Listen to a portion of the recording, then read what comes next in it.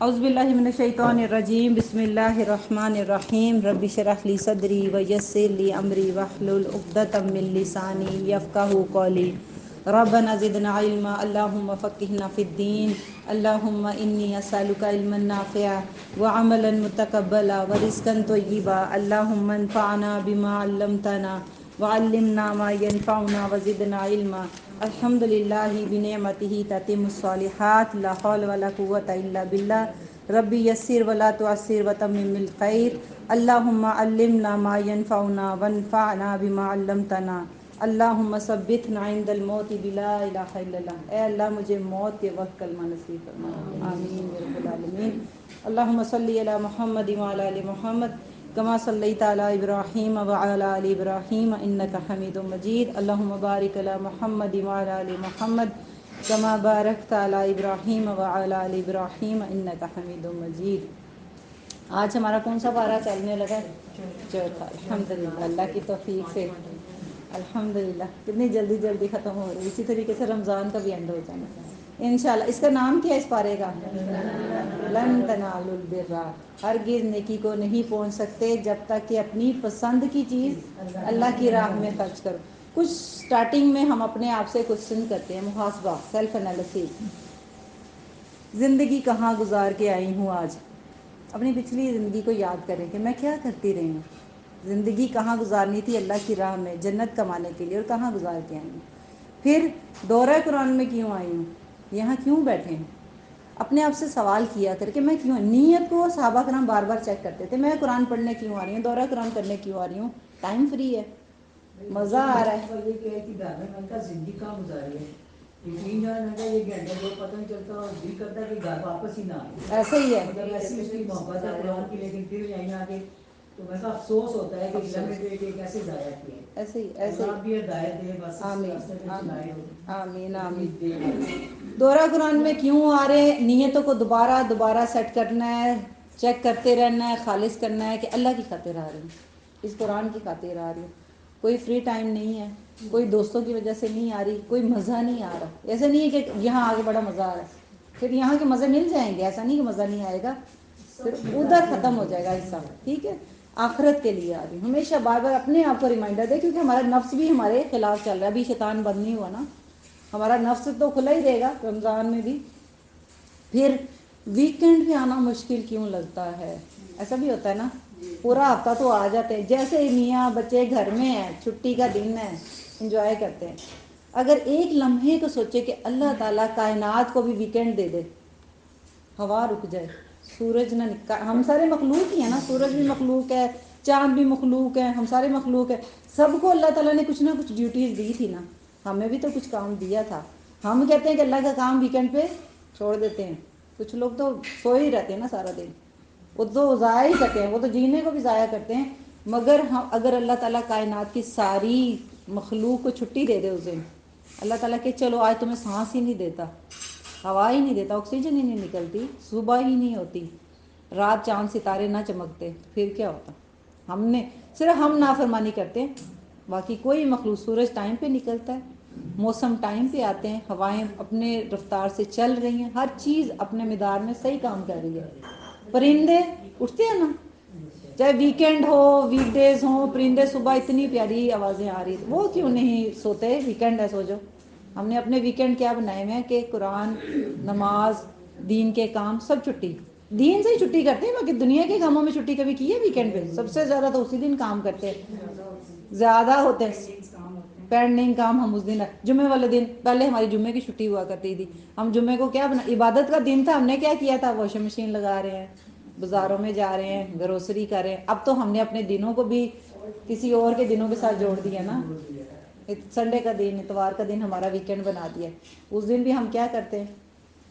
ابھی تو یہ سارے سب سے زیادہ تو ہم لوگوں کو مسئلہ ہوتا ہے کہ ایک کنٹری میں فرائیڈے ہے چھٹی تو ایک کنٹری میں ہے سنڈے چھٹی، تو ہم لوگوں نے اپنے ویکینڈ بھی دوسروں کی محتاجی میں آئیں گے، ہم نے انجوائمنٹ بھی دوسروں کے کہنے پہ کرنی ہے۔ پھر اس کے بعد قرآن کا ادب کتنا کرتی ہوں؟ واقعی میں قرآن سے محبت کرتی ہوں؟ کیا میں اس کا احترام کرتی ہوں؟ کیا اس کا حق دیتی ہوں جو حق تھے؟ قرآن کے کیا حقوق ہیں؟ اس کو تجوید کے ساتھ پڑھنا، اس کے معنی کو سمجھنا، پھر اس پہ عمل کرنا، اس کو آگے پہنچانا. آگے پہنچانا. اس میں سے کون سا کر رہے ہیں؟ کوئی نہیں سیکھ رہے ہیں. ابھی تو سیکھ رہے ہیں. ابھی ہم مسلمان ہو رہے ہیں، ابھی تک مسلمان ہی ہو رہے ہیں ہم لوگ. ایک کتاب جس سے ہم نے اپنی زندگی گزارنی تھی، زندگی تو گزر ہی گئی ہے، کتاب تو کھولی ہی نہیں، تیزی سے گزر گئی. ہم نے اپنی مرضی سے زندگی گزاری اور پھر مرضیوں کا انجام دیکھ لیں کیا ہو رہا ہے.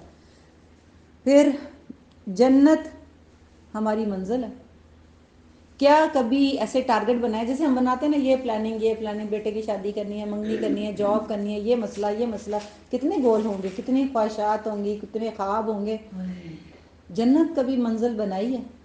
کبھی سوچا ہے کہ نہیں میرا گھر تو وہاں تھا، میں نے وہاں جانا ہے؟ اگر وہاں جانا ہے تو اس کے لیے تیاری کا کیا پلاننگ کر کے رکھی ہوئی ہے؟ کبھی کوئی ایسا لمحہ سوچا ہے؟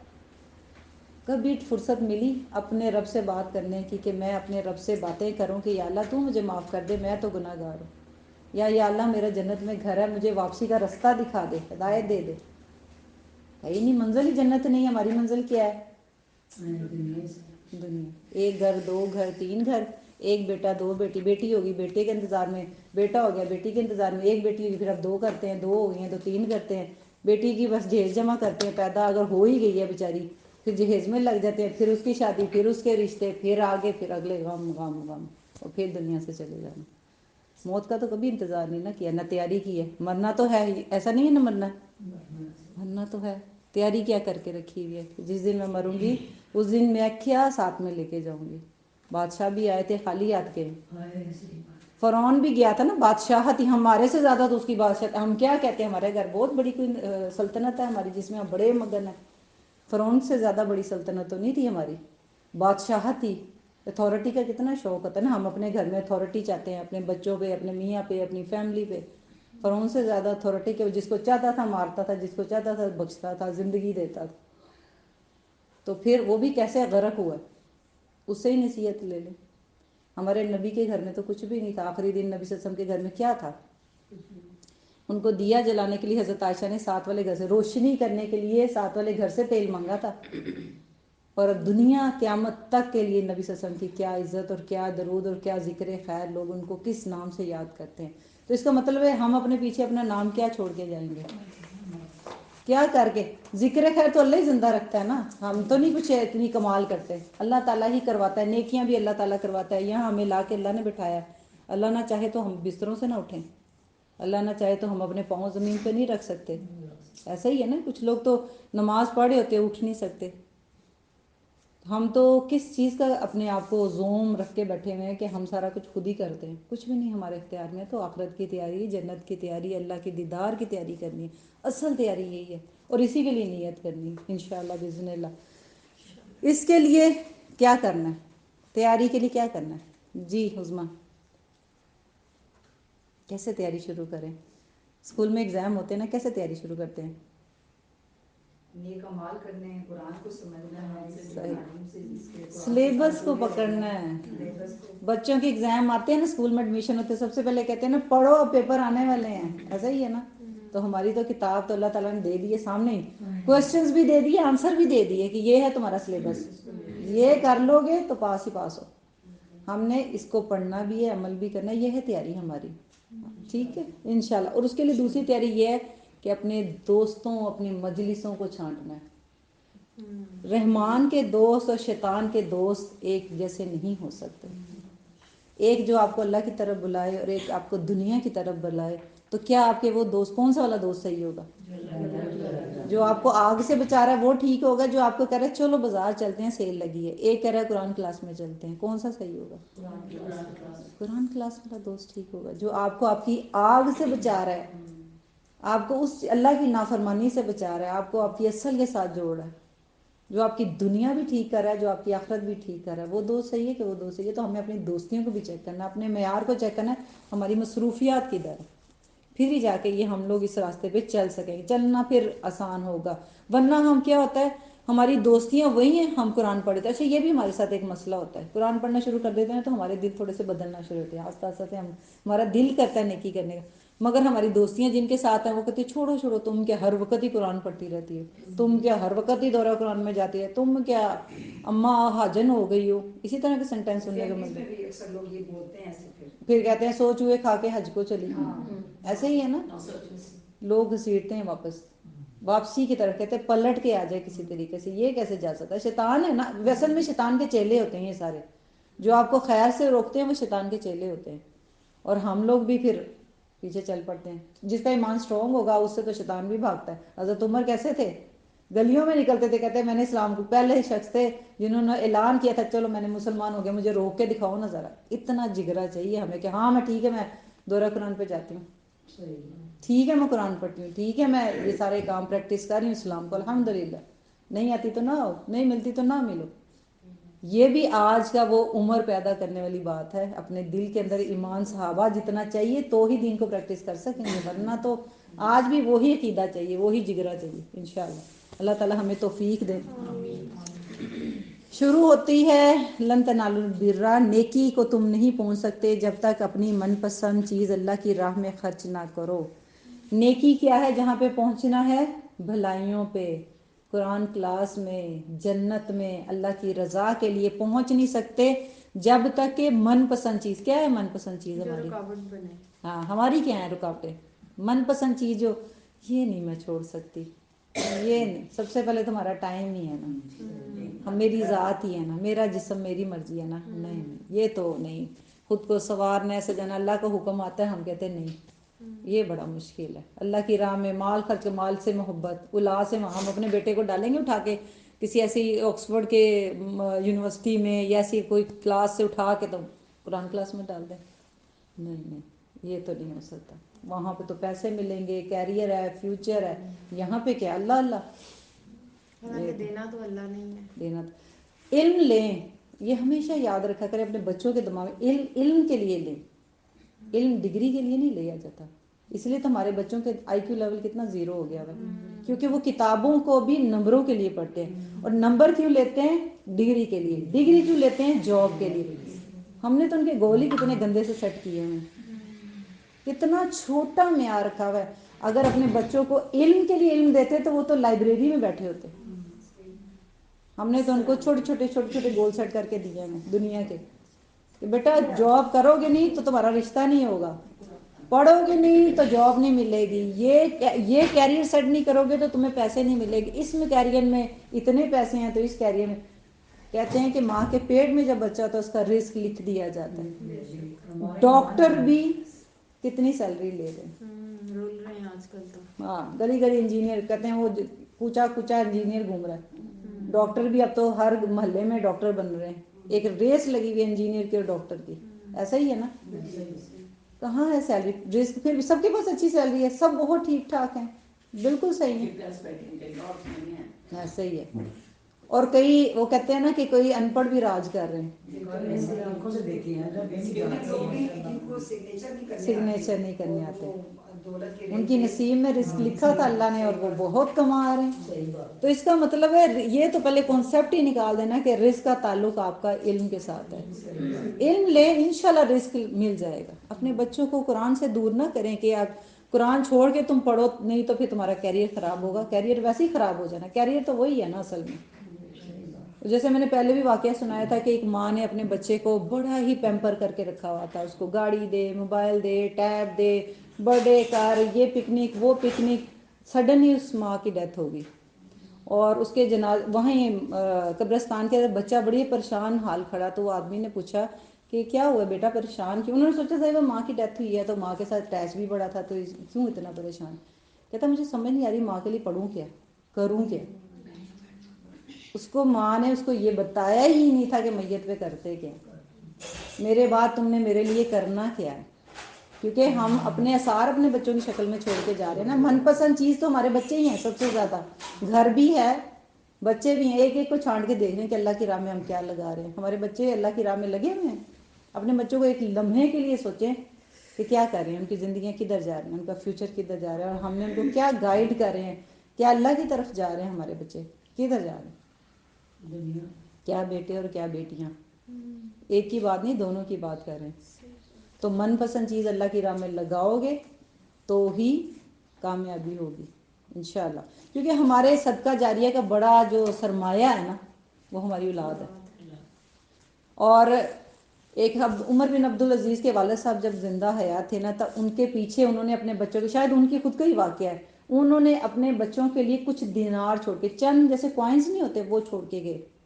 تو کہتے ہیں، اور ان کے چچا زاد جو تھے، جو بادشاہت ان کو ملنی تھی مگر عمر بن عبدالعزیز کو ملی تھی، انہوں نے اپنے بچوں کے لیے ہزاروں اونٹ، جائیداد اور یہ اور وہ سب کچھ چھوڑ کے گئے تھے. کہتے ہیں تاریخ، آپ تاریخ پڑھیں آپ کو پتہ چلے کہ ان کے بچے بعد میں بھکاری بنے تھے، جن کے جائیداد اور سب کچھ مال اسباب چھوڑ کے. عمر بن عبدالعزیز نے اپنے بچوں کے لیے صرف قرآن اور سنت چھوڑی تھی، اور بعد میں کہتے ہیں کہ وہ اونٹوں کے اونٹ صدقہ کیا کرتے تھے ان کی اولاد.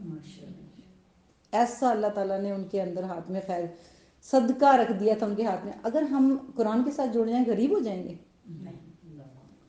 صحابہ کرام غریب ہوئے تھے، ایسی فتوحات، ایسی خزانے کھلے تھے، حضرت عمر رونا شروع ہو جاتے تھے، سونے کے کارپٹ آتے تھے، ایسے مال غنیمت آیا کرتے تھے. مسلمان جب فاتح ہوئے، قرآن کو پکڑا تو دنیا میں حکومت بھی کی، اور سارا نظام جو آج جتنا بھی نظام ہے کس نے انٹروڈیوس کروایا ہے؟ مسلمانوں نے کروایا ہے. یہ عدالتوں کا نظام کس نے انٹروڈیوس کروایا تھا؟ عمر بن حضرت عمر نے انٹروڈیوس کروایا تھا. اس کے بعد تو چلو سائنٹسٹ سارے کتنے کہاں سے آئے ہیں. آپ لوگوں کو پتہ ہے کہ جو ہماری سائنس کی بک ہے اس کے اندر سے مسلمانوں کے ناموں کو پہلے تو ٹویسٹ کیا گیا، ناموں کو چینج کیا گیا ہلکا ہلکا، اور بعد میں اب ان کے ناموں کی جگہ پہ باہر کی کنٹری کے جو سائنٹسٹ ان کے نام ڈال دیے گئے ہیں. ہمیں پتہ ہی نہیں، ہمارے بچے پڑھی جاتے ہیں، وہ سوچتے ہیں کہ وہی سارا کچھ کر رہے ہیں، ہم نے تو کچھ کیا ہی نہیں ہے، کیونکہ ہم نے اپنے ہیرو اپنے بچوں کو دکھایا ہی نہیں ہے. کیسے ہوتے تھے؟ فاتح ہوا کرتے تھے. جرنیل ہمارا جتنا بھی فوجی نظام سسٹم جتنا بہترین ہے، اگر پڑھیں تو ہمارے مسلمانوں کا صحابہ کا تھا، آرمی کا. اور ایک خاتون تھی، زیتون نام تھا ان کا شاید، آئی تھنک، انہوں نے جتنا یہ جو خندق کھودنے کا سسٹم نہیں ہوتا جو آج کیا جاتا ہے، باہر آگ ڈالی جاتی قلعوں کے باہر، جو یہ اس نے انٹروڈیوس کروایا تھا، ایک خاتون، مسلم خاتون نے، کہ ایسے کئی دن تک وہ اپنے قلعے کے اندر اپنے شوہر کے ساتھ پروٹیکشن کر رہی تھی دشمن کے خلاف. تو عورتوں نے کیا کچھ نہیں کیا.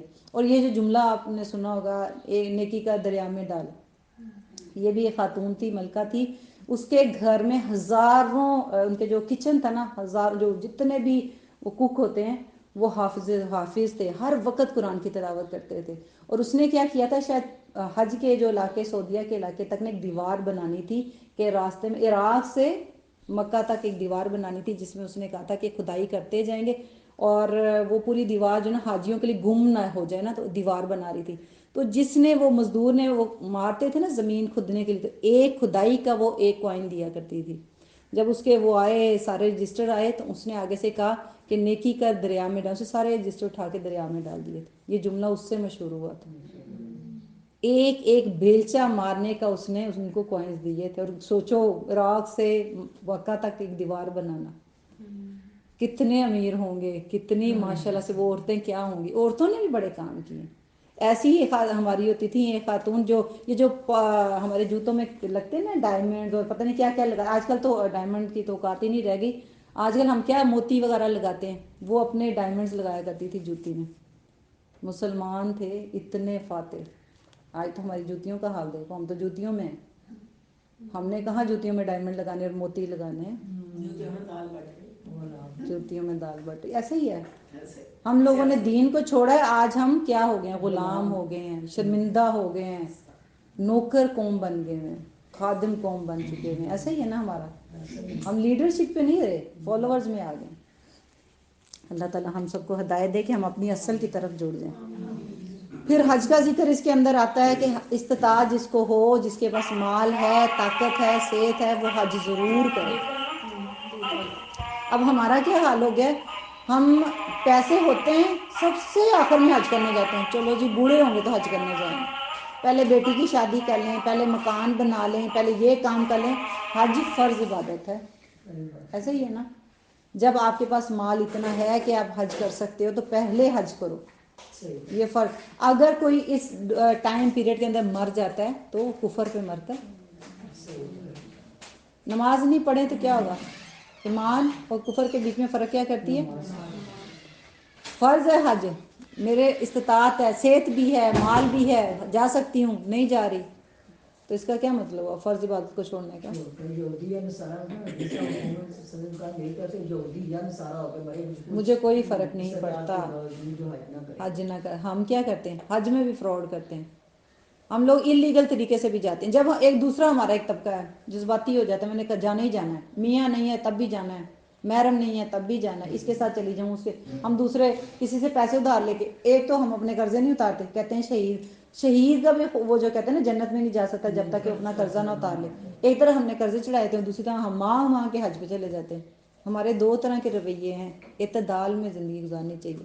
اگر ہے توفیق ہے، صحت ہے، محرم ہے، انتظامات ہیں تو حج فرض ہے. نہیں ہے تو اللہ نے بلانا ہوگا تو کوئی ذریعہ بنا دے گا، پھر سکون سے بیٹھو. پھر ہیر پھیر بھی ہم ہر چیز میں ہیر پھیر کرتے ہیں.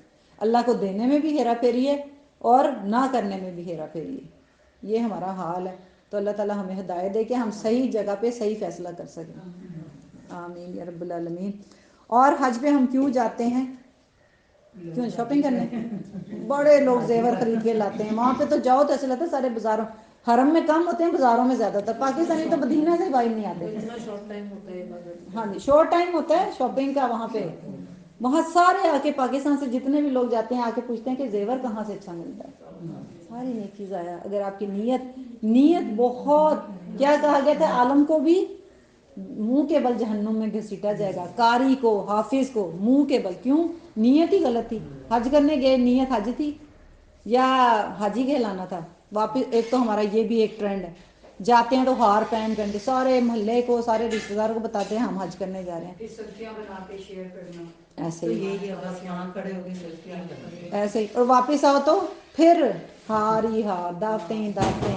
ایک خاتون ہماری وہاں سے آئی اور آ کے کہتی ہے کہ اچھا میں تھوڑی سی بزی ہوں، کھجوریں بانٹ رہی ہیں یہ کرنی، بعد میں نماز پڑھوں گی. حج سے آ کے ہمارا یہ حال ہے. ہم دعوتوں میں بزی ہو جاتے ہیں. پھر ہم ایک اور بھی ٹیگ لگاتے ہیں حاجی کا.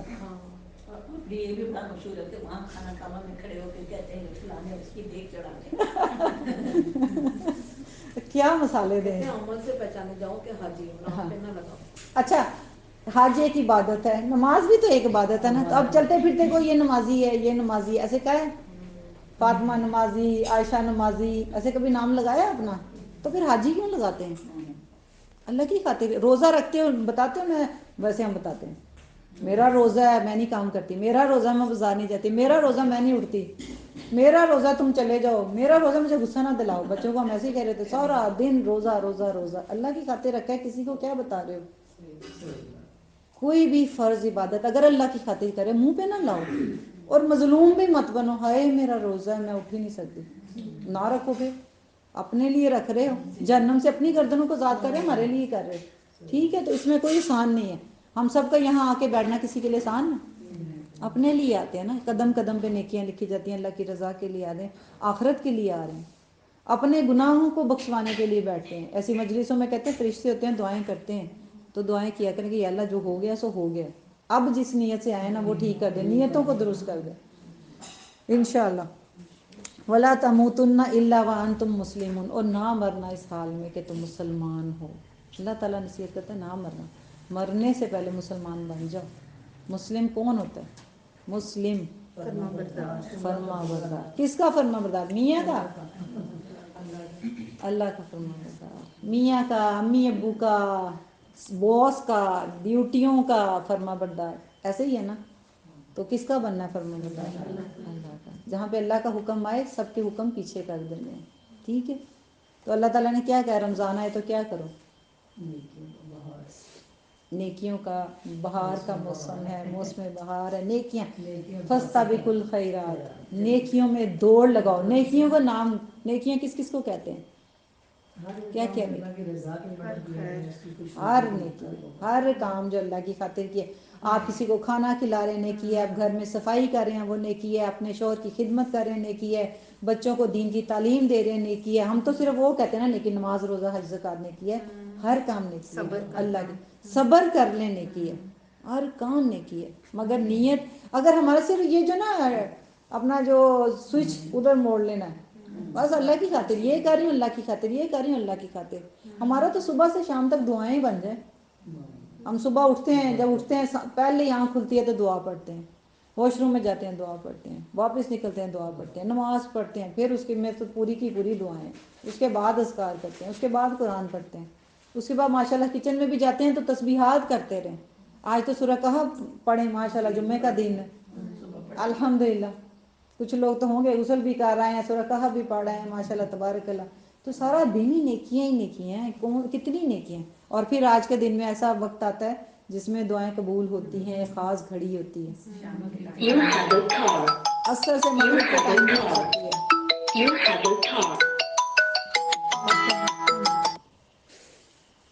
اثر سے مغرب کے ٹائم بھی ہو سکتی ہے، اور جب مسجد میں امام ممبر پہ بیٹھتا ہے تب بھی ہوتی ہے۔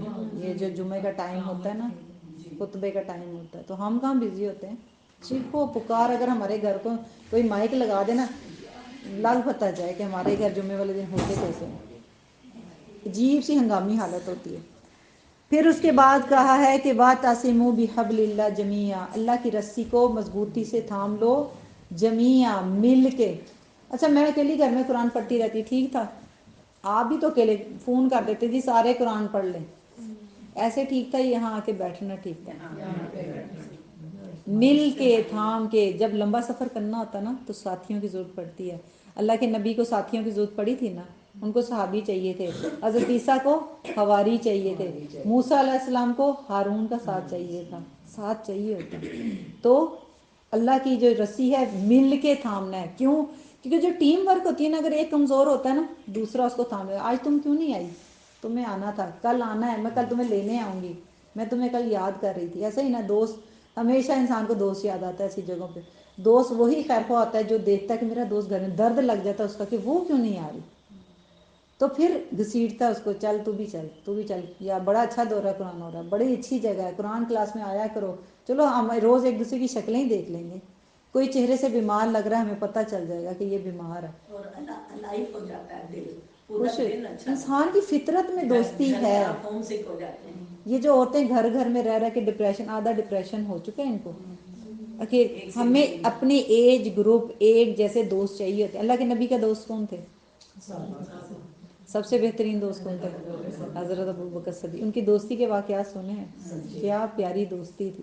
اللہ کے نبی جب ہجرت کرنے لگے تھے تو کس کو پکارا؟ بیوی کو، بچوں کو، کس کو پکارا؟ ابوبکر صدیق کو۔ اور غار ثور میں غار وہ ثور ان کی کیسے ٹانگ پہ سر رکھ کے سو رہے ہیں دوست کی ٹانگ کے اوپر، کیا دوستی ہوگی کہ وہ دوست اپنی ٹانگ کو نہیں ہلا رہا تھا۔ صرف دوستی کے لیول پہ سوچے نا، دین اور نبی اور صحابہ کی نہیں، ایک دوستی کی محبت سوچے، کس کی خاطر دوستی تھی؟ قیامت والے دن عرش کے سائے تلے ہوں گے جو اللہ کی خاطر ایک دوسرے سے محبت کرتے ہوں گے، ہے نا؟ ہم سب کو ایک دوسرے سے محبت، بے شک الحمدللہ، اللہ تعالی ہم سب کو جنت میں ایسے ہی مجلسوں میں اکٹھا بٹھائے رکھیں، آمین یا رب العالمین۔ اور پھر ولا تفرقوا، تفرقے میں نہ پڑنا، جب سب اکٹھے ہو جاتے ہو، مسئلہ کیا ہوتا ہے جب دین کی مجلس میں آتے ہیں نا، ایک بڑا جو فتنہ اٹھتا ہے نا تفرقہ بازی ہوتا ہے، میری جماعت، میری کلاس، میری ٹیچر، میرے عالم، میری یہ، اس میں نہیں پڑنا۔ انسان غلطیوں کا پتلا ہو سکتا ہے، کمی کوتاہی ہو سکتی ہے، مگر تفرقہ بازی نہیں کرنا آپس میں، جماعت جماعت نہیں کھیلنا، فرقہ فرقہ نہیں کھیلنا، دل نہیں پھاڑنا، ایک دوسرے کو ہمیشہ صبر درگزر کے ساتھ معاملہ کرنا۔ کوئی کچھ کہہ دے کوئی بات نہیں، انسان ہے، آج غصے میں ہوگی، آج طبیعت خراب، آج بی پی ہائی ہوگا، کچھ اچھا گمان رکھیں اپنے دوستوں کے ساتھ بھی، اپنوں کے ساتھ بھی۔ ایون کہتے ہیں کہ اگر کوئی پہاڑ کی چوٹی پہ کھڑے ہو کے کہہ دینا انا ربکم الاعلی، تو سوچیں کہ یہ مجھے لگتا ہے آیت پڑھ ہے، یہ نہ کہیں یہ تکبر کر رہے، ہمیشہ اچھا گمان رکھیں دوسرے سے۔ وہ مجھ سے بات صحیح نہیں کی، ہو سکتا ہے آج اس نے میری آواز نہ سنی ہو، اس نے میرے سلام کا جواب نہیں دیا، ہو سکتا ہے کسی اور سوچ میں ہو سکتا ہے پریشان ہو، ہلا کے پوچھ لیں کیا ہوا ہے، تمہاری طبیعت ٹھیک؟ یہ ہوتا ہے دوستیاں، تفرقے بازی میں سے نکلنا۔ ہم لوگ تو میں جماعتیں جماعتیں، مسلک مسلک، ہمارا دین پھٹ گیا اس کی وجہ سے۔ باہر والے نہیں اتنا زیادہ مسئلہ کرتے جتنے یہ دین پڑھنے والے مسئلہ کرتے، تفرقہ بازی شروع کر دیتے جماعتوں کی وجہ سے۔ ہم لوگوں نے اس وجہ سے تو مسجدیں الگ کر دی ہیں۔ آپ یہ بتائیں کہ جو ایک مسجد میں نماز پڑھ رہا ہے، دوسری مسجد میں نماز پڑھ رہا ہے، وہ نمازی برا ہوگا؟ نہیں ہو سکتا۔ جو شیطان سے لڑ کے اپنے گھر سے نکل کے مسجد تک پہنچتا ہے نا، وہ اچھا ہی ہوگا۔ ہم سارے جو قرآن کی کلاس میں آ کے بیٹھے ہیں، ہم کے دلوں میں برے ہوں گے؟ نہیں، ان سے بہتر ہوں گے جو نہیں آتے، جو قرآن سے دور ہے۔ تو وہ دلوں میں اچھے ہی ہوتے ہیں، کبھی کسی کو برا نہ کہیں. پھر اس فتنے سے بھی نکلا، اور ہمارا کام کیا ہے؟ بہترین امت ہے جو کس لیے نکالی گئی؟ کنتم خیر امت. یہ بڑا ہمارا رسپانسبلٹی ہے. کس لیے نکالی گئی؟ اخرجت للناس، لوگوں کے لیے. آگے نیکی کا حکم دیتے ہیں اور برائی سے روکتے ہیں. یہ ہے ہمارا کام. ہم وہ جماعت ہیں. پہلے تو ہم نے جماعت اکیلے ون مین آرمی نہیں بننا. ہم نے ہمیشہ کہتے ہیں میں کر لوں گی اکیلی، مجھے کسی کی ضرورت نہیں. کبھی کوئی کام اکیلے نہیں ہوتا، بڑا کام اکیلے نہیں ہو سکتا. دوسرا، نکلنا کس لیے؟ ہم کیوں گھروں سے نکلے ہیں؟ اللہ کی رضا کے لیے. نیکی کا حکم دینا اور برائیوں سے روکنے کے لیے. ان کے جہاں اپنے گھر والوں کو بھی نیکی کا حکم دے، پھر اپنے رشتہ داروں کو دے. اس طرح سے جماعت بنتی جاتی ہے انشاءاللہ باذن اللہ. پھر اہل کتاب کے بارے میں آیا کہ ان کی ہمیں لمٹس بتا دی کہ ہماری ان کے ساتھ تعلقات کتنے ہونے چاہیے، کیا حد ہونی چاہیے اہل کتاب سے. ابھی ہماری تو دلی دوستی ہی انہیں کے ساتھ ہے. بچے اٹھاتے ہیں ان کے وہاں ملکوں میں بھیج دیتے ہیں. رشتہ داریاں ہم چاہتے ہیں وہاں پہ ہو جائیں. جاب ہمیں انہیں کے ساتھ ملے. حالانکہ کہا جاتا ہے اب تو شادیاں بھی ہو رہی ہیں. ایک ٹائم آئے گا ہماری نسلوں میں سے کہیں گے کہ میری نانی کلمہ اس طرح کا جو کلمہ ہے نا، وہ کہیں گے اس طرح کا سینٹینس میری نانی بولتی تھی. کیونکہ ہم نے اپنے بچوں کو پہنچا وہاں دی ہے، ان کی ہو گئی ہیں ان سے دوستیاں، پھر رشتہ داریاں، پھر اب ایمان کدھر گیا؟ ہم آہستہ آہستہ ان کے رنگ میں رنگے جا رہے ہیں، کیونکہ ہم بہت متاثر ہیں ان سے، بہت زیادہ. ہم اپنے اگر کوئی دینی بہن کو دیکھتے ہیں تو بڑے ترسی نگاہوں سے دیکھتے ہیں، مگر اگر کوئی جینز میں کھڑی ہے اور پینٹ شرٹ میں جاب کر رہی ہے اور وہاں جا رہی ہے، امریکہ جا رہی ہے، یورپ جا رہی ہے، آسٹریلیا جا رہی ہے، ہم ایسے ہمارے جیسے منہ نہیں کھلے کے کھلے رہ جاتے. ہم کہتے ہیں کہ یہی کامیاب قوم ہے. اس طرح سے ہمارا حال ہے. ہمارا دل ان کے ساتھ جڑا ہوا. تو قیامت والے دن کن کے ساتھ ہوں گے؟ جن کے ساتھ ہمارے دل جڑے ہوئے، جو ہمیں اچھے لگتے ہیں. ہمیں رول ماڈل ہمارے کون سے ہیں وہ دیکھ لیں، جن سے ہم متاثر ہو کے اپنی زندگیاں، لائف سٹائل، جینا مرنا کیا ہے. پھر قیامت والے دن ویسے ہی ہوں گے. ابھی ہم لوگوں نے ہاتھ سے کھانا کیوں چھوڑ دیے؟ چمچے کانٹے یہ وہ ہمیں کیوں اچھے لگتے ہیں؟ الگ الگ کھانا. سنت کیا تھی؟ بالکل اپوزٹ ہے. ہم کہیں نہ کہیں تو متاثر ہیں نا. تو یہ ہمیں اپنے آپ کو دیکھنا ہے کہ ہم نے کہاں پہ اپنی زندگیوں کو لگا رہے. پھر غزوہ احد کے واقعات آتے ہیں. غزوہ احد آپ لوگوں نے سنی ہوگی کہ کامیابی جو تھی فتح شکست میں بدل گئی. وجہ کیا تھی؟ وہاں کی محبت، لیڈر کی نافرمانی، اللہ اور اس کے رسول کی نافرمانی کی ہے. نافرمانی کرنے سے کیا ہوا؟ فتح شکست میں بدل. آج ہم نافرمانی نہیں کر رہے ہیں نا. اللہ کے نبی کی بات کو پیچھے رکھ کے اپنی باتیں کریں. ہم فاتح ہیں، ہم زندگی کے ہر میدان میں فیل ہیں. اب کسی ایسی کنٹری میں جا کے دیکھو جہاں پہ یہود کو تو ہم اب کہتے ہیں اتنی سی جماعت ہے. یہود کی اگر آپ یونیورسٹی کے بارے میں پڑھیں، ہیبروز یونیورسٹی جو ہے وہاں پہ 24 آورز میں وہ پڑھتے ہیں. ان کی لائبریریاں کبھی بند نہیں ہوتی. وہ کون سی ایجوکیشن لے رہے ہیں؟ دنیاوی ایجوکیشن لے رہے ہیں. وہ دنیا میں رہ کے مسلمانوں کو شکست دینے کے لیے پڑھ رہے ہیں. اتنی وہ تیاری کریں. وہ ہر وقت پوچھتے ہیں، کہتے، اور ایون دجال کے بارے میں آپ نے حدیث سنی جس کا مفہوم ہے کہ وہ پوچھتا ہے کہ مسلمانوں کی جماعت فجر کے ٹائم پہ اتنی ہے جتنی جمعے والے دن ہوتی ہے؟ نہیں ہے نا. جس دن جمعے والے دن کی جو جماعت کا اسٹرینتھ ہے نا، اگر فجر کو ہوگی نا، کہتے ہیں مسلمان فاتح ہو جائیں گے. کیونکہ ہم اپنے بیٹوں کو اٹھاتے ہی نہیں ہیں. ہم اپنے بیٹوں میں ڈالا ہی نہیں ہے کہ بیٹا اٹھو نماز پڑھنے جاؤ. مگر ایگزام ہو تو ہم کس ٹائم اٹھائیں گے؟ جس ٹائم اسکول والے کہیں گے ہم اٹھا دیں گے. چاہے وہ فرائیڈے، ایون سیٹرڈے کو بھی، اکثر سیٹرڈے سنڈے کو بھی بلا لیتے ہیں. فلائٹ ہوتی ہے، اسکول والے کبھی بھی بلا دیں.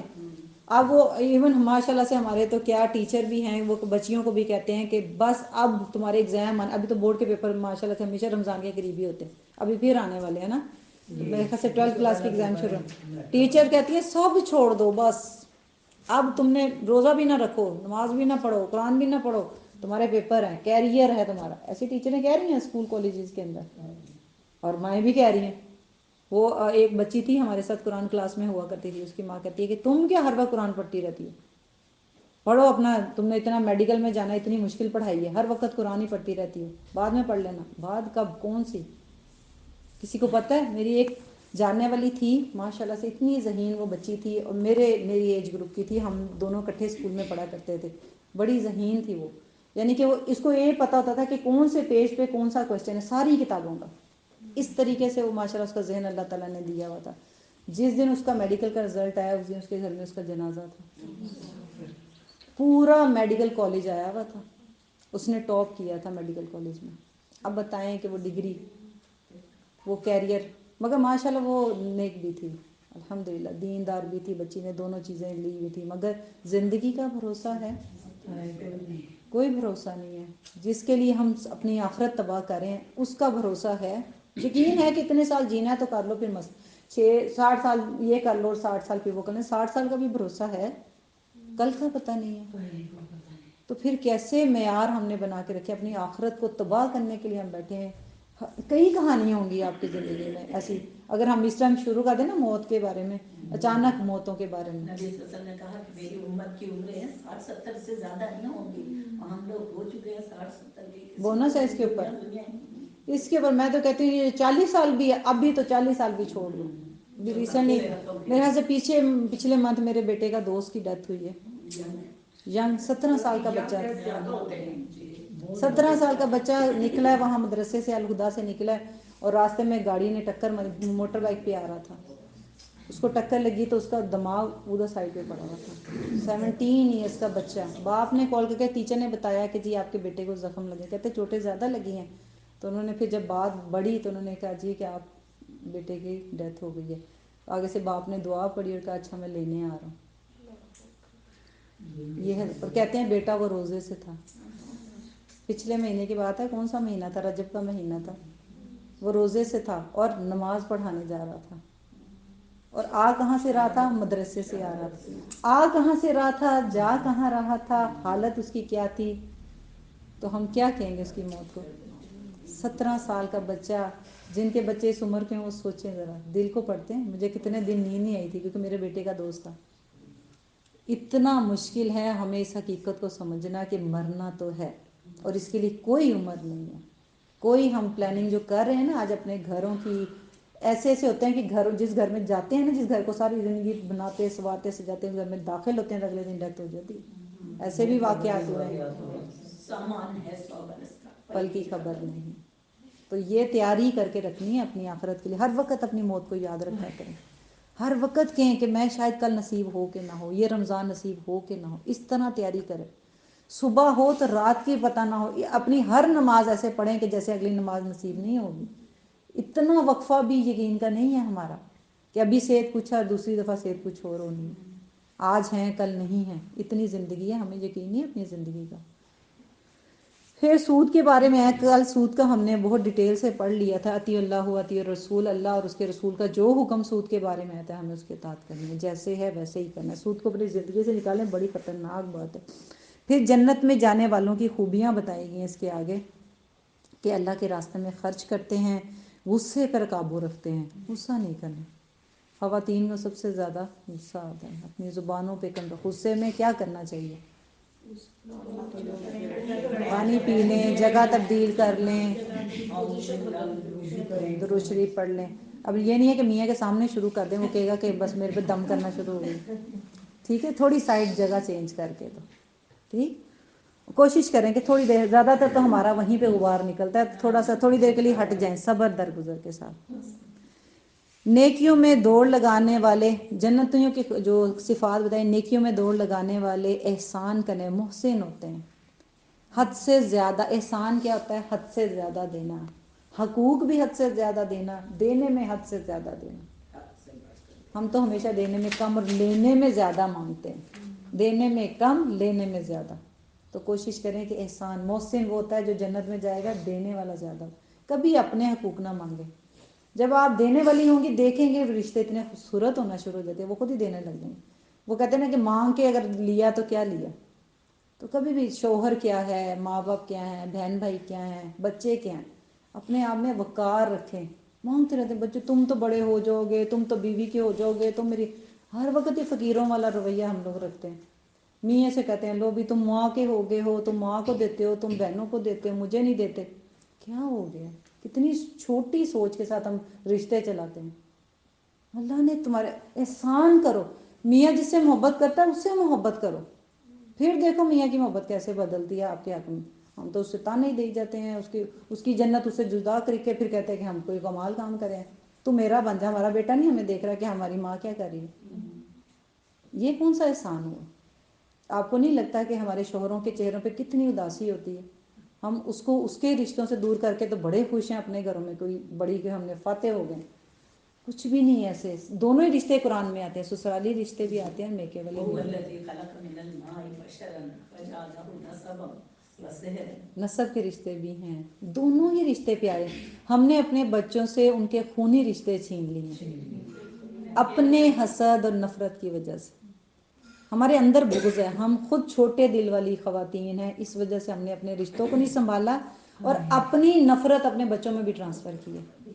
پھوپھی سے، چاچے سے، ماموں سے تو محبت ہوتی ہے، وہ خالہ سے تو بڑی محبت، بچوں کو کیسے نانا سے، خالہ سے، ماموں سے محبت ہوتی ہے، تو چاچا سے، دادی سے، پھوپھی سے محبت نہیں ہوتی، وجہ ماں کا قصور ہوتا ہے۔ اور یہ ہم کیا کریں؟ ظلم کریں۔ اب نکاح میں کیا کہتے ہیں، ولی جو بنتا ہے باپ نہ ہو، جو گھر کا جو ہوتا ہے محرم وہ نہ ہو تو کون بنتا ہے ولی؟ چچا بنتا ہے، ماموں نہیں بنتا۔ تو ہم نے انہی رشتوں سے بچوں کو دور کیا، اور یہ بھی ظلم ہے۔ اس کو ظلم بھی قیامت والے دن کہتے ہیں اندھیروں کی شکل میں آئے گا، یہ بھی ظلم ہے کہ اپنے بچوں کو ان کی اصل سے ہٹا دینا۔ اور کیا؟ ہمارا دل چھوٹا ہے، ہم تنگ دل ہیں، ہم وہ کہتے ہیں نا وہ بانٹنے والے نہیں ہیں، تنگ دل ہیں، تو کوشش کریں کہ خوش یہ محبتوں کو بانٹیں۔ جی اس سلسلے میں نا ایک حدیث میں نے پڑھی تھی کہ یہ جو رشتے ہیں یہ وہ پر ہیں جن سے تم پرواز کرتے ہو، ایسے ہی ہے، کتنے پر خوبصورت کاٹ دیتے ہیں پر کاٹ دیتے ہیں، تنہا تنہا ہو گئے۔ ایک ٹائم تھا ہم نے سسرال کاٹا تھا، ایسے ہی تھا نا، پھر دوسرا ٹائم آیا کہ ہم نے اپنے ہی رشتوں کو کاٹنا شروع کر دیا، بہن بھائیوں سے۔ ایک ٹائم اب یہ جس دور میں ہم کھڑے ہیں نا، ہم میاں بیوی بھی لڑتے ہیں، بچوں ماں بچوں کو باپ کے خلاف کر رہی ہے، ایسے ہی ہے نا، تمہارا باپ ایسے کرتا ہے، تمہارا باپ ایسے کرتا ہے، یعنی ہم ٹکڑے ٹکڑے کرتے کرتے کرتے کرتے ہم یورپ کی وہ حالت میں آ جائیں گے، بچے الگ، ماں الگ، سب الگ الگ الگ الگ، تنہا ہونے والے ہم۔ ہمارا جو نظام تھا ایسے ہی ہے، اکیلے رہ رہے ہیں، کمرے کمرے میں الگ ہو گئے۔ ایک دفعہ میں نے دیکھا تھا کہ گھروں میں نا، پہلے ہمارے گھر میں ایک ہی ٹی وی ہوا کرتا تھا، اور ایک گھر میں نے نا فرسٹ ٹائم میں نے 2 ٹی وی دیکھے، میں اتنی حیران ہوئی، میں نے کہا آپ نے 2 ٹی وی کیوں رکھے؟ کہتی بچے الگ کچھ دیکھتے ہیں، میں الگ کچھ، میں کہا آپ لوگ الگ الگ بیٹھتے ہو؟ یعنی مجھے حیرانگی ہوئی کہ ڈرائنگ روم بھی 2 ہو گئے، ٹی وی بھی 2 ہو گئے، اور اب کیا ہو گیا؟ اب تو موبائل نے تو ٹی وی کر دیا نا، ہر چیز ہی الگ کر کے رکھ دی، بچے ہی ماں باپ سے بھی الگ ہو گئے، گھر بھی، کمرے بھی، واش روم بھی الگ ہو، ایک واش روم ہونا بھی بڑی نعمت تھی، ایک دوسرے کی برداشت کرتے تھے، ایک دوسرے کو پتہ ہوتا تھا کون گیا ہے، کون نکل رہا ہے، کون آ رہا ہے، سب پتہ ہوتا تھا، برداشت بھی آتی تھی، ایک دوسرے کو دینا، گیو اینڈ ٹیک کا رویہ بھی رہتا تھا۔ پرواہ ہی نہیں ہے وہ کہاں ہے، واش روم میں وامٹنگ کر رہا ہے نہیں کر رہا، واش روم میں گرا ہوا ہے کہ نہیں گرا ہوا ہے، کسی کو شوگر ہائی ہے کہ نہیں ہے، کسی کو کسی کے کمرے میں پتہ ہی نہیں ہے۔ یہ ہم نے زندگیاں اپنی تنہا تنہا کر لی ہیں۔ جتنی آسائشیں آتی جائیں، جتنی نعمتیں ہوتی ہیں اتنی آزمائش ہوتی ہے، ہم نے نعمتیں بڑھاتے جا رہے ہیں، آزمائش ہماری زندگی میں، خوشیاں کم ہوتی جا رہی ہیں، ایسے ہی ہے، اور یہ حقیقت ہے۔ پھر اس کے بعد نبی صلی اللہ علیہ وسلم کی آگے غزوہ احد کے ساتھ نبی صلی اللہ علیہ وسلم کی لیڈرشپ کے اوپر بتایا گیا کہ بہترین لیڈر تھے، بہترین لیڈر ماں، بہترین استاد، یا کسی آرگنائزیشن کا جو ہیڈ ہوتا ہے وہ، ان سب کی کیا کوالٹی ہونی چاہیے؟ اس کے اندر صبر، برداشت، محنت، مشورہ، ایک تو ہم یہ بھی کرتے ہیں نا مشورے بھی نہیں لیتے دیتے، تو برداشت بھی، کیونکہ جو لیڈر ہوتا ہے نا وہ اس سے زیادہ برداشت کرتا ہے۔ جیسے اللہ کے نبی کیا ہوتے تھے، وہ ایک بندے نے آ کے دکھایا بھوکی ویسے پیٹ پہ ایک پتھر بنا تھا، اللہ کے نبی نے دکھایا انہوں نے 2 پتھر بنا تھے۔ لیڈر زیادہ قربانی دیتا ہے، اس کا مطلب ہے ماں بھی تو لیڈر ہوتی ہے نا، وہ زیادہ قربانی دے، مانگے نہیں دے، وہ زیادہ محبتوں میں، قربانیوں میں، ہر چیز میں آگے رہے، تو ہی جا کے پلٹ کے وہی ملے گا جو دے گی۔ ہم لوگ تو کچھ دینے ہی نہیں چاہتے، اللہ تعالیٰ ہمیں ہدایت دے۔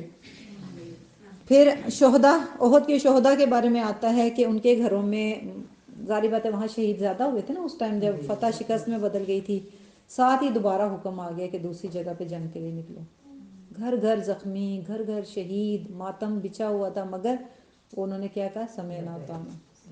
اور ہمیں کبھی ایک دورہ قرآن کے بعد دیکھنا ذرا اگلی کلاس کو کہا تو ہم نے کہنا اوف ابھی تو قرآن ختم ہوا ہے پھر بلا لیا ابھی تو عید آئی ہے. ہم تو ایک قرآن پڑھ کے سوچیں گے جنت ڈائریکٹ فلائٹ ہماری مل گئی. اب نہیں ہم آتے رہو عید بھی دیکھنا کیسے غائب ہوتے, یعنی کہ ہماری چاند رات سے ہی ہمارے رویے دیکھنا پلٹتے کیسے, ہمیں بالکل ایسے 90 ڈگری پہ پلٹیں گے. فجر چھوٹ جاتی ہے, چاند رات جاگتے ہیں, عید والے دن سوتے ہیں, سارا دن نمازیں کیا کریں بھی, بوریت ہوتی ہے. سب سے بور اکثر لوگوں کے منہ سے جملہ نکلتا ہے عید والے دن بور ہوتے ہیں. اللہ یعنی یہ ایک قسم کی اللہ کی نافرمانی نہیں ہے. اللہ تعالیٰ نے کہا تہوار مناؤ, خوشیاں مناؤ, ایک دوسرے کے پاس سنت ہے نا یہ ساری. ہم لوگوں نے ملنا ہی چھوڑ دیا, پتہ نہیں ساتھ والے گھر میں ہم جاتے ہی نہیں ہیں, وہ بھی سو رہے ہوں گے. میں تو بیٹھی رہتی ہوں سارا دن, کوئی سوئے نہ سوئے, میں نے تو اپنی پورے وہاں سوتی ہیں بلڈنگ کو اٹھا چھوڑا ہوا. اب وہ سارے عیدوں پہ جاگتے ہیں, وہ مجھے کہتے ہیں باجی آپ سے شام کو, میں کہ مجھ سے ملنا دن کو ملنا, صبح سب نے آنا. ہم لوگوں نے تو یہ بھی رواج کر دیا تھا وہاں پہ کہ ہم لوگ ناشتے بھی اکٹھے کیا کرتے تھے, ہمارے نیبر, اس وجہ سے کہ وہ جاگیں, کیونکہ وہاں پردیس تھا, وہاں پہ اپنے تو ہوتے نہیں. یہاں تو آپ لوگوں کے ماشاءاللہ رشتے دار ہوں گے, مگر وہاں پردیس ہم نے کہا ناشتہ اکٹھے کریں گے. تو ہم لوگوں نے سب نے, خواتین نے ایک گھر میں انتظام کیا, کھانا ایک جگہ بنا, ایک جگہ ساری خواتین محلے والی اکٹھی, اور ایک جگہ سارے مردوں کا انتظام کیا. پھر چند جہاں ینگ لڑکے تھے ان کو انتظام کر کے دیا کہ آپ نے ساری سرونگ کرنی ہے. اور ینگ بچیوں کو کہا, ہمارے میں کیا ہوتا, بچیاں بیٹھی رہتی ہیں, بچیاں تو ہلتی ہی نہیں ہیں, اور بیچاری مائیں اٹھ کے سارے کام کر رہی تھیں. ینگسٹرس کو ادھر آگے لے کے آئے. تو عیدیں اس طرح سے اچھی کرنی چاہیے. آپ لوگ اپنے اپنے پلانس کرنا, یہاں پہ ڈفرینٹ ہوگا انشاءاللہ, مگر خوش, جب اللہ تعالیٰ کے نا خوش ہو تو خوش ہوا کرو. پھر اس کے بعد دین کے راستے میں زکوٰۃ بھی دینی ہے. زکوٰۃ کے بارے میں ہم ڈیٹیل سے پڑھا ہے کہ اپنے مال کو چھپا چھپا کے اللہ کی راہ میں دینا, اور اللہ کے راستے پتہ ہے آپ لوگوں کو, جہاں اللہ کے دین کا کام ہو رہا ہے وہاں پہ خرچ کرنا, ورنہ یہ مال قیامت والے دن سانپ, کالا سانپ بنا کے گلے کی توپ بنایا جائے گا. اللہ تعالی ہم سب کو محفوظ رکھے, مال کی محبت ہمارے دلوں سے نکال دے. آل عمران کی آخری آیات آتی ہیں جس کو ہم اللہ کے نبی تہجد میں پڑھا کرتے تھے. تو تہجد ضرور کوشش کریں. فجر اگر عادت پڑ گئی نا الحمدللہ, اور ہونی بھی چاہیے, فجر جن کی پکڑ لی ہے ان کو چاہیے کہ 10-15 منٹ پہلے اٹھ کے تہجد کے بھی کچھ رکعات پڑھ لیا کریں, ٹھیک ہے. تو کوشش کریں, آپ نیت بنائیں کہ ہم نے تہجد پڑھنا ہے. تہجد کو کہاں ٹائم کب سے کب تک ہوتا ہے, ویسے تو عشاء سے لے کے فجر تک ہوتا ہے, مگر بہترین ٹائم جو ہوتا ہے نا آدھی رات کا, جیسے 1/3 حصہ, ٹھیک ہے. اس کی ڈفرینٹ حدیث ملتی ہیں, 3/3 بھی ہوتا ہے, آخری حصہ بھی جو بہترین حصہ کہا جاتا ہے. تو سمجھ لیں کہ 12 بجے کے بعد کوئی بھی ٹائم ہوتا ہے, وہاں سے لے کے فجر ٹائم کا بہترین ٹائم ہے. ویسے عشاء کے بعد کسی ٹائم بھی پڑھا جا سکتا ہے. سورہ ملک کے بارے میں یہ اکثر کوشچن کرتے ہیں, وہ بھی بتا دوں, سورہ ملک کب پڑھنی چاہیے. تو عشاء کے بعد سے کسی ٹائم بھی پڑھ سکتے ہیں, لیٹنے کے ٹائم پہ تو مسنون ہے. اور قیام اللیل کیا ہے, تہجد میں آتا ہے جیسے قیام اللیل, تہجد, تراویح, یہ ایک ہی چیز کے ڈفرینٹ نام ہیں.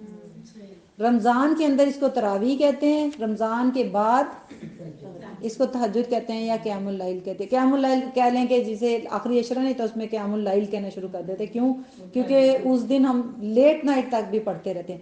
اب یہاں پہ تراویحیں کیسے ہوتی ہیں نہیں پتہ. وہاں پہ سعودیہ میں ہم لوگ کیا کرتے ہیں, عشاء کی نماز کے بعد تراویحیں ہوتی ہیں, ہاف تراویحیں جو پورا 20 دن کرواتے ہیں نا, ہاف کروا کے اس کے بعد ہاف چھوڑ دیتے ہیں, پھر ہم لوگ گھر چلے جاتے تھے مسجد سے, اور اس کے بعد رات کو 12 بجے کے بعد دوبارہ اس کو قیام اللیل کہتے ہیں. ہوتی یہ تراویحیں ہی ہیں, ادھر بھی ایسے ہوتا ہے, ایسے ہی ہوتا ہے قیام اللیل, بس ایسے ہی ہے, ٹھیک ہے. تو اس میں کوئی سختی نہیں ہے, دین میں نوافل ہے, پڑھ سکتے ہو پڑھو. اللہ کے نبی نے پورا مہینہ نہیں پڑھا ہوا. ان کو اوابین کہتے ہیں کہ اللہ کو بندے کا پلٹ کے آنا پسند ہے. اوابین ان کو نہیں کہتے. اوابین لوگ کہتے ہیں مغرب کے بعد سے اوابین کہتے ہیں فجر کے بعد جتنے بھی نوافل ہوتے ہیں, چاہے وہ جو 1-1.5 گھنٹے بعد جس کو اشراق کہا جاتا ہے, اس سے بعد جو چاش کہا جاتا ہے, اس کے بعد جو دوحا ہوتی ہے, یہ تینوں نمازوں کو جو ہے نا اوابین کہتے ہیں. اور جو مغرب کے بعد وہ بھی مغرب کے بعد بھی اوابین کہتے ہیں. سارے نوافل کو اوابین کہتے ہیں جو ڈے ٹائم کی ساری ہوتی ہیں, ٹھیک ہے.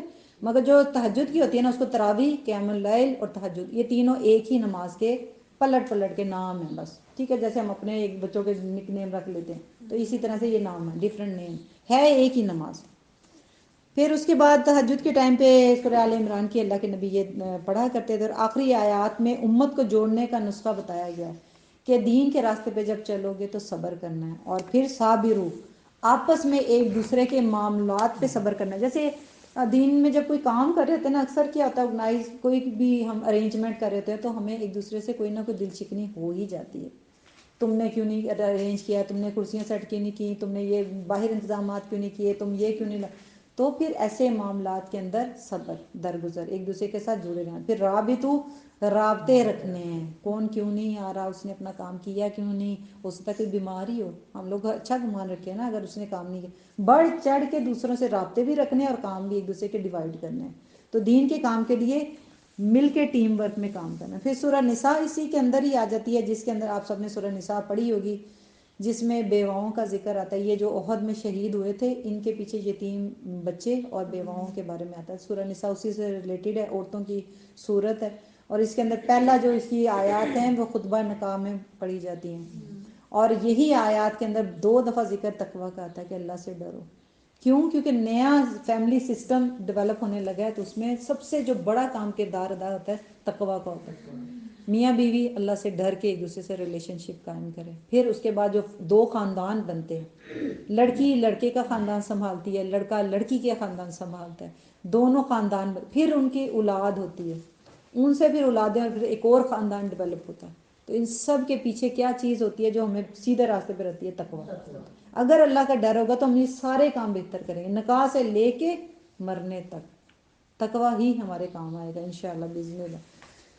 پھر کچھ برائیوں کا بھی اس میں ذکر آتا ہے، اور وراثت کی تقسیم کا بھی آتا ہے. وراثت کی تقسیم کا علم جو ہوتا ہے نا، علم فرض ہے، لازم ہے. ہم سب سے زیادہ جو لڑائیاں ہمارے خاندانوں میں جھگڑے ہو رہے ہیں نا، وراثت کی ہمارے خونی رشتے جو ایک دوسرے سے جدا ہو رہے ہیں نا، یہ وراثت کی وجہ سے ہوئے. ہم کسی بیٹیوں کا حق نہیں دیتے. سب سے پہلے تو یہ ظلم کرتے، بیٹیوں کہتے ہیں قربانی دو بھائی کے لیے. کیوں بھی بھائی قربانی کیوں نہیں دیتا بہنوں کے لیے؟ ہمیشہ بھائی کیوں جم کے بیٹھا رہتا ہے؟ تب بھی ہونا کہ اس کے ہاتھ میں دے، اور پھر اگر بہن اتنی اچھی سخی ہے تو بھائی کے ہاتھ میں اگلے دن پکڑا دے کہ یہ لو بھی میں نہیں دیتی، تمہیں دے رہی، میں صدقہ کر رہی ہوں. وہ صدقہ کہلائے گا. یہ حق مارنا کیا چیز ہوتی ہے وراثت میں؟ کبھی بھی ایسا نہیں کرنا. اپنی بیٹیوں کو بھی یہی سمجھائیں، یہ تمہارا. اور زندگی ہمیشہ اپنے بچوں کے مائنڈ کو اس طریقے سے آپ ایجوکیٹ کریں کہ یہ جتنا ہمارے پاس ہے نا، یہ تم سب کا، اور اس میں کس طرح تقسیم ہوتی ہے وہ بھی بتانا چاہیے. ماں پوری استاد ہوتی ہے، باپ بھی استاد. باپ تو قوام ہوتا ہے، وہ تو نافذ کرتا ہے اسلام کو. تو بٹھا کے اپنے بچوں سے ڈسکس کریں کہ ہمارے پاس یہ ہے، اور اتنا تمہاری بہن کا اور اتنا تم لوگوں کا، چاہے بیچنا پڑے. یہ گھروں کو بیچنے کے چکروں میں نا بہنوں کو بھی گھر سے نکال دیتے ہیں. بھئی ہو سکتا ہے اگلا شوہر بھی اس کو کچھ نہیں دیتا، بھائی نے بھی نکال دیا اور پھر فارغ. تو ایسے نہیں کرتے وراثت. اور پھر کیا آپ کیا زیادہ سمجھدار ہیں اللہ کے آیتوں سے زیادہ؟ آپ لوگ اپنے فیصلے کرتے ہیں. تو کبھی ایسے مت کریں. اللہ تعالیٰ رزق دے گا، اللہ تعالیٰ فراوانی جیسے جیسے آپ چھوڑتے جائیں گے. اچھا، کہیں ادھر سے بھی لڑکیاں بھی اکثر کویسچنس کرتی ہیں کہ ہم جب اپنے بھائیوں سے مانگتے ہیں تو ہمارے بھائی ہم سے جدا ہوتے ہیں، رشتے ٹوٹ جاتے ہیں، اور یہ ہوتا ہے وہ ہوتا ہے. جب آپ کبھی دیکھو کہ آپ خوشحال ہو اور آپ کو ضرورت نہیں ہے تو پھر کیا کریں؟ رشتے بچا لیں. رشتے بچا لو. مال آپ کے نصیب کا کوئی نہیں لے کے جانے والا. جہاں بھی آپ دیکھو نا کہ واقعی سسرال میں بھی اگر کوئی مسئلہ ہے، ایسے بھائی بھائی بھی لڑتے ہیں نا. ہم لوگوں نے ایسے بھی دیکھا ہے، درانیاں جٹھانیاں صرف مکان کی وجہ سے نا اپنے خونی رشتوں کے ساتھ بہت برا سلوک کر رہی ہوتی ہیں. جہاں پہ آپ کو معاملہ ہے کہ قطع رحمی ہو رہی ہے مال کی وجہ سے، پھر رشتوں کو بچاؤ. یہ زیادہ بڑا کام ہے مال کو بچانے سے. اور اللہ تعالیٰ جب ہم احسان کرتے ہیں نا، جب ہم نیکی کرتے ہیں تو اللہ تعالیٰ ہمیں غیب سے مدد کرتے ہیں. کر کے تو دیکھیں، چھوڑ کے دیکھیں کہ ٹھیک ہے میری ساس میرے ساتھ ٹھیک رہے، میری نندے میرے ساتھ ٹھیک رہے، میری درانی جٹھانی سب خوش رہیں، میں چھوڑتی ہوں اللہ کی خاطر. دیکھیں آپ ان سے ڈبل گھر ملیں گے، ان سے اچھی زندگی گزاریں گے. اللہ پہ بھروسہ کر کے تو دیکھیں. یا اللہ تم نے کہا تھا کہ رشتے جوڑ کے رکھنا، تو میں نے رشتے جوڑ لیے. مال کی محبت کیا ہے؟ مال تو اللہ نے دینے کو، جو میرے نصیب میں وہ تو مجھے ملے گا. کوئی چھین سکتا ہے؟ اللہم لا مانع لما اعطیت. جس کو اللہ دینا چاہے اسے کوئی روک نہیں سکتا، اور جسے اللہ روک دے اسے کوئی دے سکتا ہے؟ نہیں. کئی دفعہ لوگ اتنی پلاننگ کرتے ہیں یہ مکان جائیداد کے چکروں میں، کچھ نہیں حاصل ہوتا، ضائع ہی ہوتا ہے. جھگڑے بھی ہوتے رہتے ہیں، عدالتوں کے چکر بھی لگاتے رہتے ہیں، کچھ نہیں ملتا. تو یہ ساری مال کی محبت دلوں سے نکالے، نہیں تو ہمارے رشتوں کا یہ حال جو آج ہے نا اس سے بھی بدترین ہوگا. ہمارے بچے جو نا آپس میں بہن جو آج ہم تو رشتوں سے جو لڑے ہوئے نا، کل ہمارے بچے جب دیکھیں گے زیادہ تکلیف ہوگی جب وہ آپس میں لڑیں گے. تو یہ سب سے دردناک چیز ہوتی ہے کہ بہن بھائی آپس میں لڑتے ہیں. تو کوشش کریں یہ محبت نکالیں اپنے دل سے بھی. خود سے نکالیں گے تو بچوں کے دل سے نکلے گی نا. تو یہ نکال دیں ان ساری چیزوں کو. پھر شہوت کے بارے میں تھوڑا سا آیا تھا کہ شہوت یہ برائیوں میں سے ایک برائی ہے، مگر یہ انسان کی فطرت میں رکھ دی گئی ہے. جیسے کہتے ہیں نا یہ کیوں اکثر لوگ کہتے ہیں کہ یہ بے حیائی کے کام اور شہوت کے کام یہ بھی اللہ تعالیٰ نے بنائی ہی کیوں تھی؟ تو اب یہ بتائیں اللہ تعالیٰ نے تو آگ بھی بنائی تھی، اب آگ پہ ہاتھ رکھیں گے؟ حرام اور حلال کا فرق سمجھے نا.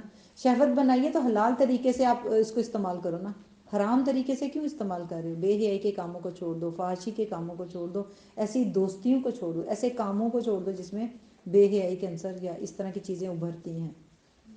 اور اس کے آگے آخری لاسٹ میں کہ زبردستی عورتوں کے وارث مت بنو. اور اس میں یہ آتا ہے نا، محرمات کی لسٹ بھی آتی ہے کہ ہمارا محرم کون ہے اور محرم عورتیں کیوں اللہ تعالیٰ نے اتنا کھول کھول کے دین کو ہمیں بتا دیا تاکہ اپنے گھروں میں بھی محفوظ رہیں.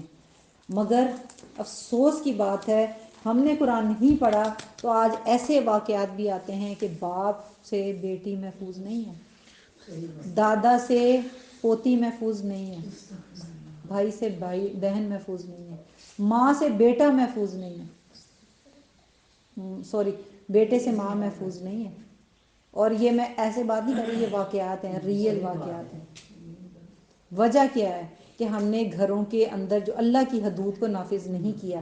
لمٹس کیا تھی؟ 10 سال کی بچی بیٹا الگ سوئیں، لباس بہتر رکھیں، محرم کی حد بھی ہوتی ہے. اب ہماری ماؤں کا لباس بھی دیکھ لیں، ہماری بیٹیوں کا لباس بھی، بھائی محرم ہے تو اس کا مطلب ہے کہ آپ نے کچھ بھی پہنا ہونا چاہیے. اللہ تعالیٰ نے مرد کی عورت کی فطرت کے اندر اٹریکشن رکھی ہوئی ہے. باپ کے سامنے کچھ بھی لباس پہن لیں، ایسے ہی ہم اپنے باپ کے سامنے ایسے لباس پہنا کرتے تھے جو آج بچیاں پہن رہی ہیں اپنے باپ کے سامنے. ایسا تو نہیں تھا. عورت کا جسم تو ویسا ہی ہے، کوئی چینج ہوا ویسا ہی ہے، تو پھر کیسے ہم نے باپ کے سامنے اپنے سینوں کو ننگا کرنا شروع کر دیا؟ کیسے ہو گیا؟ ہم لوگوں نے کیسے اپنے آپ کو اتنا گرا دیا؟ جانوروں کو لباس نہیں ہوتا ہے، ہمیں تو لباس دیا تھا تو ہم نے تو اپنا کھول کھول کے دکھانا. ایسا وہ کہتے ہیں نا قیامت کے دن جنت کی خوشبو ایسی عورت نہیں پائے گی. کون سی والی؟ جو لباس پہن کے بھی ننگی لگتی ہو.